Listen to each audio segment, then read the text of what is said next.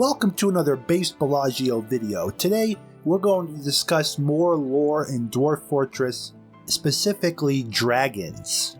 Yes, dragons are in Dwarf Fortress, but they are a unique mix of Western philosophy and Eastern philosophy when it comes to dragons. The dragons in Dwarf Fortress are the second largest land creature in the game, behind the giant elephant.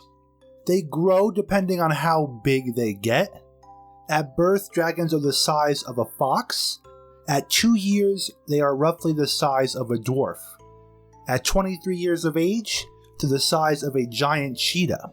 And so on and so forth. At 200 years, they're about the size of an elephant. 320 years, the size of a hydra. And dragons that make it to 800 years or greater are the size of an adult rock or a bronze colossus. And the largest creature found in the game, just for people that are wondering, besides the giant elephant for land, is the giant sperm whale, and it's found in oceans. You learn something new every day. Dragons in Dwarf Fortress do not have wings, making them more like the serpentine eastern dragons, but they breathe fire like western dragons. And they are extremely ferocious. The fire they breathe is dragon fire. It is much hotter than magma, roughly 4 times hotter than magma. And it will melt mostly any creature in its path, except a humanoid creature holding a shield. Shields will defend against the fire breath. At least the impact of it, not the fire that is now surrounding your dwarf. Dragons are extremely covetous monsters. They steal more than kobolds, more than goblins, and they pilfer huge amounts of treasure and bring it to their lairs, which dragons usually live in, a cave or other similar lair. All dragons are born with very talented fighting, biting, kicking, dodging, and observing skills, which makes them a very formidable foe, unless you have a trained militia. These are the glass cannon monsters. They are not very durable and can be defeated with skilled soldiers, but the price will be heavy, and they probably will kill a few of your dwarves or destroy some structures. Dragons can be trapped, we will talk more about that later, a very unique system. Dragons are usually associated with spheres of fire and wealth. Their names will often reflect that, and sometimes dragons become deities in the world and are worshipped. Most dwarves like dragons for their terrible majesty. You should never engage a dragon in areas covered with trees, grass, cave moss, because they will surround you with their fire that spreads through those objects.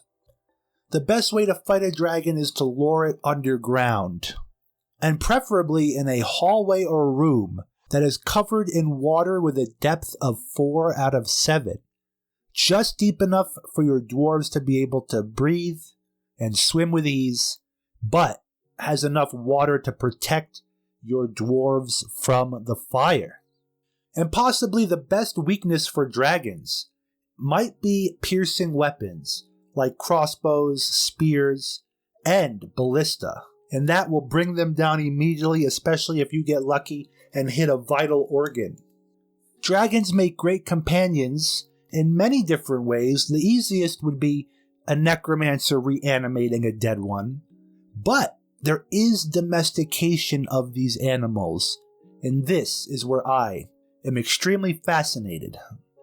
Dragons can be captured in cage traps and trained if you're lucky enough to catch one.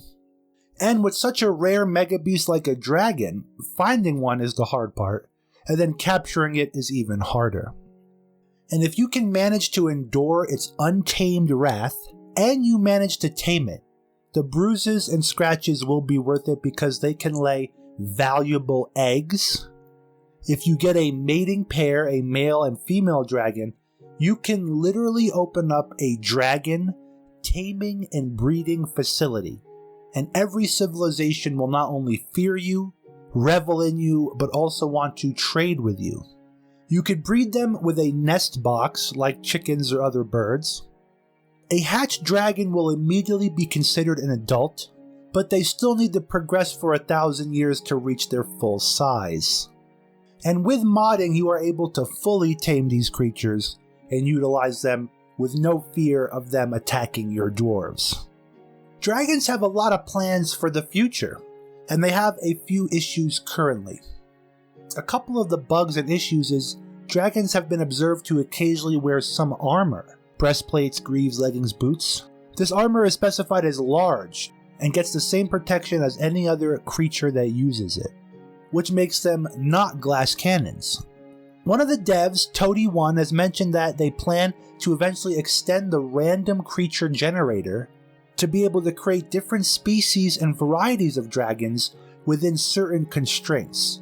In my opinion, one of the reasons that dragons in Dwarf Fortress are wingless is because if you put wings on this thing, it would be devastating and extremely hard to take down.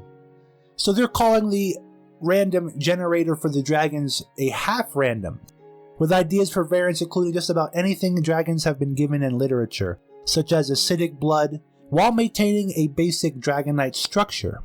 He also commented on the game's current portrayal of dragons as wingless, unintelligent creatures, citing his reasons to be many ways dragons are depicted in real-life sources. One of the old power goals referenced stealing dragon eggs as part of an adventure mode quest.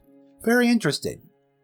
Also, Dragonfire is known to make trade depots explode.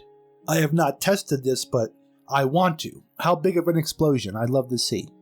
And that's pretty much it. The fact that you could tame these things, breed them, get eggs, for a system of a rare creature in the game that 9 out of 10 players would probably just either fight or kill, really shows the depth of this game and how intricate it is. This gives people a end game goal for future fortresses. Find a dragon, capture a dragon, tame a dragon. Very awesome. Let me know what you think down in the comments below. Have you ever seen a dragon? Have you ever been destroyed by one? Have you tamed one? I'd love to hear it. And I would really appreciate you guys sharing this video with friends and hitting that thumbs up button. It helps out tremendously with the hard YouTube algorithms for a small channel and creator like myself. Thank you all for watching.